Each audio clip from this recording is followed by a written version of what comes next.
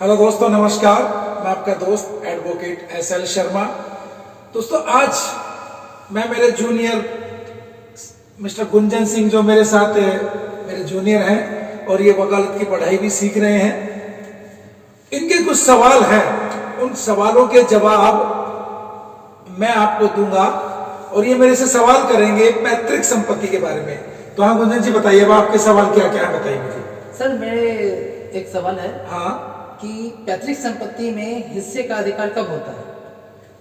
गुंजन जी, पैतृक संपत्ति जो होती है, एक पारिवारिक संपत्ति को पैतृक संपत्ति कहते हैं। और इसमें पैतृक संपत्ति में जो हिस्से का जो अधिकार होता है, वो जन्म से ही उसको हिस्से का अधिकार मिलता है। जब वो पैदा होता है तब से ही उसको पैतृक संपत्ति में उसका अधिकार प्राप्त हो जाता है। जब वो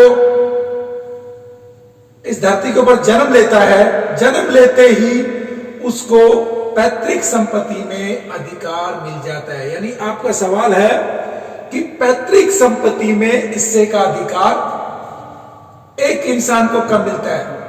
तो सीधा सा सवाल है, जो पारिवारिक संपत्ति होती है उसमें जब वो पैदा होता है, पैदा होते ही वो उस संपत्ति का एक हिस्सेदार बन जाता है। आपके सवाल का जवाब। दूसरा सवाल पूछिए। हाँ सर, दूसरा सवाल है कि हिंदू पुरुष के अधिकारी कौन कौन होते हैं?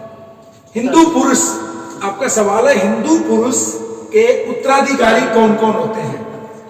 गुंजन जी, ये अच्छा सवाल है कि हिंदू पुरुष के उत्तराधिकारी कौन कौन होते हैं। सबसे पहले मां, इमीडिएट उत्तराधिकारी होगी। उसके बाद उसकी विधवा पत्नी, अगर वो वसीयत किए बिना अगर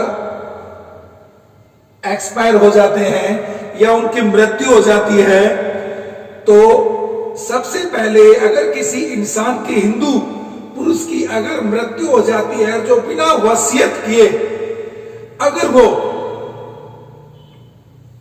मर जाता है, तो उसकी प्रॉपर्टी में उसकी जो उत्तराधिकारी, उसकी माताजी, उसकी विधवा पत्नी, उसका बेटा और बेटी, ये उसके अधिकारी होंगे। यानी उसके उत्तराधिकारी, फर्स्ट क्लास लीगल हायर कह सकते हैं आप उनको, प्रथम श्रेणी के उत्तराधिकारी।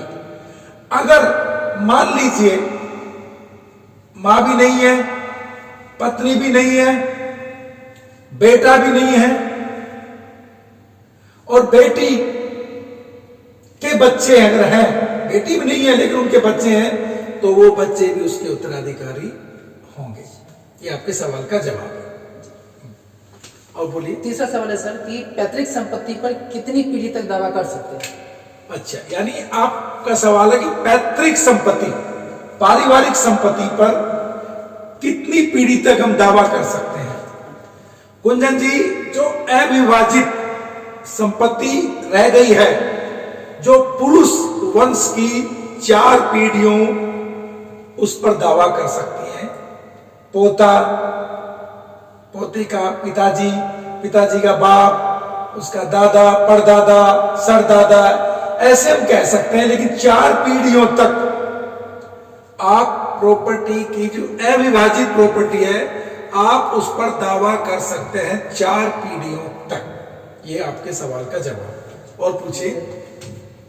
चौथा सवाल है कि क्या गिफ्ट में मिली हुई संपत्ति पैतृक संपत्ति हो सकती है? प्लीज। अच्छा सवाल है। जो संपत्ति गिफ्ट, डीड या फिर वसीयत के जरिए मिलती है, उसको हम पैतृक संपत्ति नहीं कह सकते।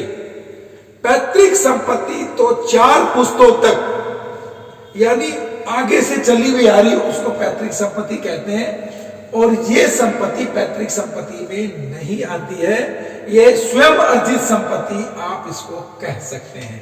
नेक्स्ट, गैर विभाजित संपत्ति क्या होती है? गैर विभाजित संपत्ति, मान लीजिए, नाम नहीं लूंगा किसी का, एक उदाहरण है। ए यह फैसला करता है, जो किसके बारे में, अपनी प्रॉपर्टी के बारे में, क्यों प्रॉपर्टी बी और उसके बेटों को बीच बांट दी जाए। कौन सी प्रॉपर्टी? जो गैर विभाजित प्रॉपर्टी, ठीक है, बी और के बांट दी जाए तो चैन टूट जाएगी। जो चैन होती है ना, चैन दादा परदादा सरदादा जो चलती हो, चैन टूट जाएगी। तो बी को विरासत में मिली संपत्ति, यानी जो ए ने ये फैसला करता है कि प्रॉपर्टी को बी और उसके बेटे को बीच में बांट देगा। तो जो बी को जो संपत्ति विरासत में मिली है, अब वो पैतृक संपत्ति के रूप में नहीं बल्कि स्वयं की अर्जित संपत्ति के रूप में मानी जाएगी।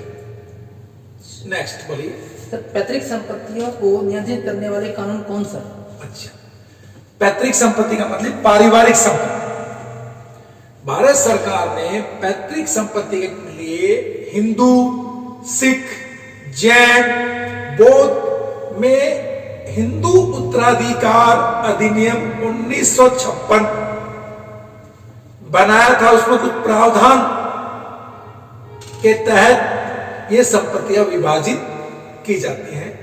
इस संबंध में जो नियम बनाए गए थे, ईसाइयों के मामले में भारतीय उत्तराधिकार अधिनियम 1925 द्वारा माने जाएंगे और मुसलमानों के मामले में मुस्लिम पर्सनल लॉ यानी मुस्लिम पर्सनल शरीयत अधिनियम 1900 के तहत लागू किए जाते हैं। अगला सवाल मुसलमानों के लिए कहते हैं सर, मुसलमानों की संपत्ति के मामले में कौन सा कानून लागू होता है? अभी मैंने आपको बताया था, मुस्लिम पर्सनल लॉ शरीयत, मुसलमानों के मामले में पर्सनल लॉ शरीयत आवेदन अधिनियम 1937 के प्रावधान लागू होते हैं। हिंदुओं के लिए अलग है, मुसलमानों के लिए अलग है, तो ये उनका अपना एक शरीयत ला कानून लागू होता है। एक और सवाल है सर, लास्ट सवाल है कि संपत्ति के मामले में कानून किसी भी व्यक्ति के रिश्तेदारों को संपत्ति का उत्तराधिकारी बनाता है? अच्छा, वेरी गुड। आपका सवाल दोबारा बोलेंगे? संपत्ति के मामले में कानून किसी भी व्यक्ति के रिश्तेदारों को संपत्ति का अधिकारी बनाती है? Very good. मान लीजिए रामलाल एक व्यक्ति है और वो कोई बगैर वसीयत के एक्सपायर हो जाता है या मर जाता है, तब उसकी संपत्ति उसके उत्तराधिकारियों को मिलती है।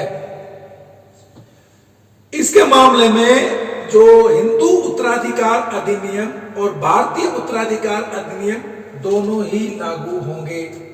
मैंने आपको बताया था, अगर कोई आदमी बिना वसीयत किए अगर एक्सपायर हो जाता है तो सर्वप्रथम उसकी माताजी को प्रॉपर्टी मिलेगी, विधवा बहू को मिलेगी, उसके बच्चों को मिलेगी।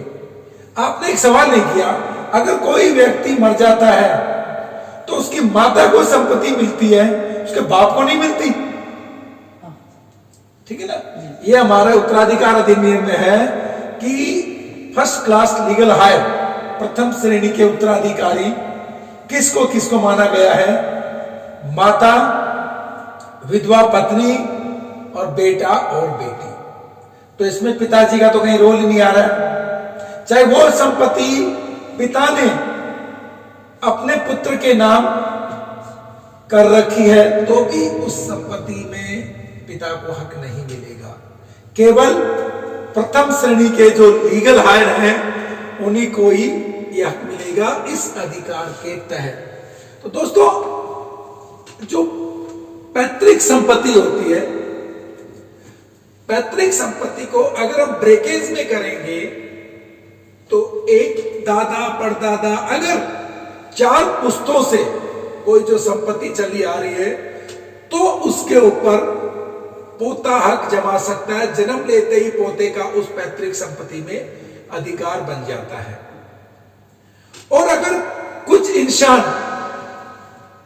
अगर बिना वसीयत एक्सपायर हो जाते हैं तो उनकी संपत्ति को उनके लीगल हायर में डिवाइडेड किया जाता है। उसके लिए भी कुछ कानूनी पेचीदियां होती हैं। कोर्ट में जाके कुछ सर्टिफिकेट्स बनवाने पड़ते हैं, जैसे succession certificate, legal higher certificates. और जो पैतृक संपत्ति होती है, अगर किसी के 4 वारिस हैं तो बिना चारों की सहमति से वो पैतृक संपत्ति भी नहीं बेच सकता। इसलिए ये जो आपके सवाल थे बहुत अच्छी बात है पैतृक संपत्ति के बारे में। और पैतृक संपत्ति का जो फॉर्मूला है ये 2 भागों में होता है, स्वयं अर्जित और यह पैतृक संपत्ति। जो संपत्ति क्या क्या होती है, एक तो खुद के द्वारा कमाई गई संपत्ति होती है, एक संपत्ति जो उसको अपनी पुश्तों के द्वारा चली हुई आ रही है उसको पैतृक संपत्ति कहते हैं। और जो अर्जित खुद की कमाई या वसीयत के द्वारा या दान के द्वारा या लॉटरी या कोई गिफ्ट डीड, इस तरीके से उसको प्राप्त होती है, उसको अर्जित प्रॉपर्टी कहते हैं। तो दोस्तों, अगर आपको कुछ संपत्ति के कानून के संबंधित में अगर आपके सवाल है तो आप हमें कॉल भी कर सकते हैं, आप हमें मेल भी कर सकते हैं